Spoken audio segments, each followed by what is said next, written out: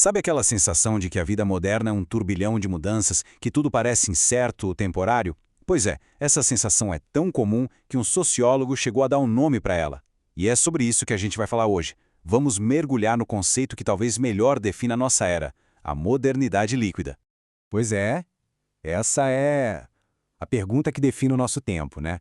Essa impressão de que os empregos, os relacionamentos, até quem a gente é, tudo isso pode simplesmente se dissolver a qualquer momento. Hoje em dia parece que todo mundo sente isso. E a pessoa que nos deu a chave, as ferramentas para entender essa instabilidade toda, foi esse cara aí, Zygmunt Bauman, um sociólogo polonês que, olha, se tornou um dos pensadores mais importantes no nosso tempo, justamente por ter diagnosticado de uma forma genial o que a gente está vivendo hoje. E aqui está o conceito central dele, modernidade líquida. E a ideia é bem literal mesmo. Pensa só, diferente de um sólido, que tem uma forma definida, um líquido está sempre em movimento, se adaptando, nunca para quieto. O que o Bauman disse foi que a nossa sociedade virou exatamente isso, fluida, imprevisível, uma coisa que não para de se transformar. Para entender bem o que ele quer dizer, a gente pode comparar duas épocas. Antes, no que ele chamou de modernidade sólida, a vida era mais previsível, tinha contornos mais definidos, sabe? Carreira para a vida toda, família, comunidade, tudo mais estável. Agora, na nossa modernidade líquida, essas estruturas meio que se dissolveram. O resultado disso? Bom, por um lado, uma liberdade enorme, mas por outro, uma insegurança que não larga a gente. Então vamos começar a ver como isso funciona na prática. E logo na parte mais íntima da nossa vida. Como é que essa tal liquidez afeta o jeito que a gente se conecta, ama e cria laços com outras pessoas?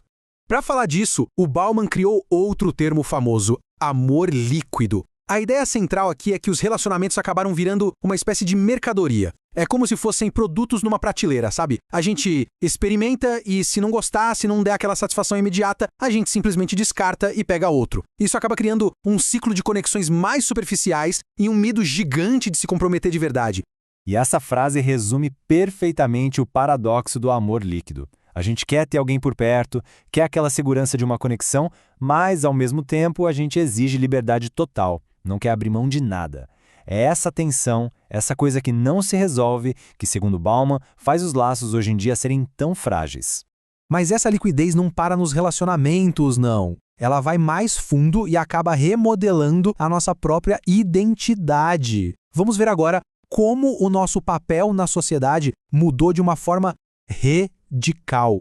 Olha só que mudança drástica. Antigamente, na modernidade sólida, o valor de uma pessoa vinha muito do seu papel como produtor. A identidade era construída no trabalho, naquilo que se fazia.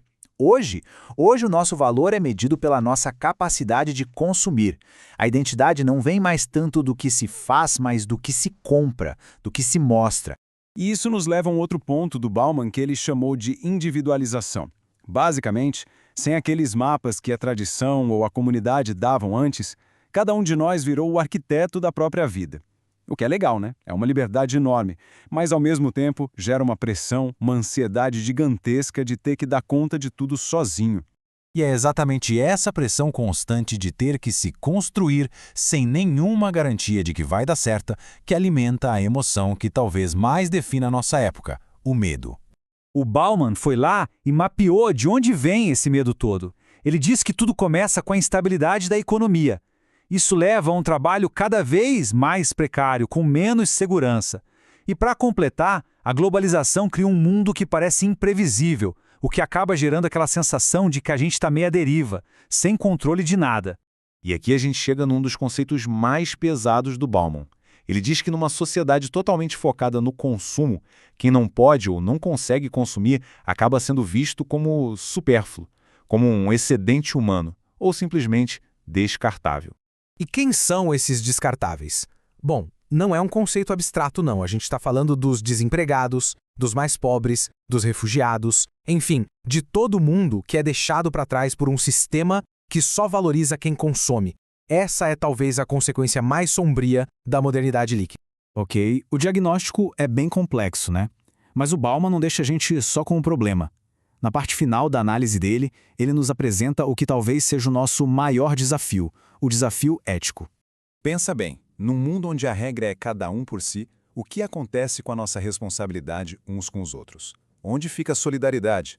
Para ele, essa é a pergunta ética fundamental do nosso tempo. E a resposta dele para isso é muito poderosa. Ele diz que, apesar de tudo ser fluido, de tudo ser instável, a nossa obrigação moral com as outras pessoas é a única coisa que precisa, que deve continuar sólida. É como se fosse a nossa âncora ética no meio desse caos todo. E no fim das contas, a análise do Bauman nos deixa com essa reflexão. Num mundo que parece desenhado para a gente se desconectar, para descartar tudo e seguir em frente, a grande questão que fica é: no que a gente escolhe se agarrar? Quais são os valores, os relacionamentos, as responsabilidades que a gente decide tornar sólidos na nossa própria vida?